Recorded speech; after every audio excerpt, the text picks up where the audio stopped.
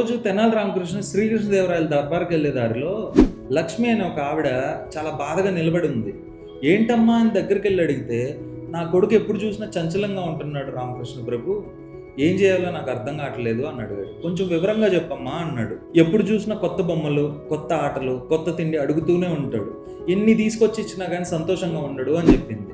తెనాలి రామకృష్ణ ఒక మామిడి పండు గింజనిచ్చి దాన్ని నాటి రోజు నీళ్లు పోయమని చెప్పాడు. ఆ గింజ నీకు సమాధానం చెప్తుంది అని చెప్తాడు. లక్ష్మి ఆ గింజను తీసుకెళ్ళి నాటి ప్రతిరోజు నీళ్లు పోస్తుంది. అలా రోజులు వారాలు గడిచాయి. ఇలానే ఒక రోజు దర్బార్కి వెళ్ళే దారిలో తెనాలి రామకృష్ణ కనపడితే లక్ష్మికి మళ్ళీ అడిగింది, రామకృష్ణ పండితుల వారు మీరు చెప్పినట్టే నేను చేస్తున్నాను, కానీ ఆ ఇత్తనం నుంచి ఇంతవరకు మొలక రాలేదు అని అంటది. అప్పుడు తెనాలి రామకృష్ణ, నువ్వు నీళ్లు పోస్తున్నది నిజమే, కానీ నీ మనసుకు తొందర ఎక్కువే, ఆ విషయం ఆ గింజకు కూడా తెలిసిపోయింది కదా అన్నాడు.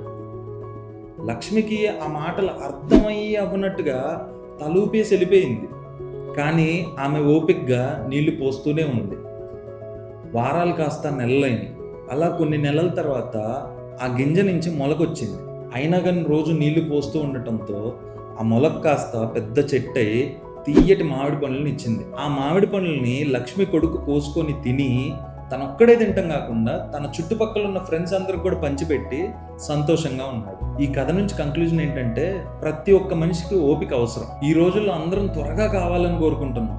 Instant food, instant message, instant result. కానీ పిల్లలు ఇన్స్టంట్ కాదు కదా. మామిడి చెట్టు లాంటి వాళ్ళు ఒత్తిడి చేస్తే కాదు, ప్రేమతో ఓపికతో చూస్తేనే వాళ్ళు నిజంగా పెరుగుతారు. ఇప్పుడున్న ప్రతి మనిషి 3 గింజలు నాటాలి.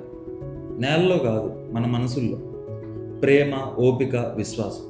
ఎందుకంటే నిజమైన ఎదుగుదల నిశ్శబ్దంగా, నెమ్మదిగా మొదలవుతుంది.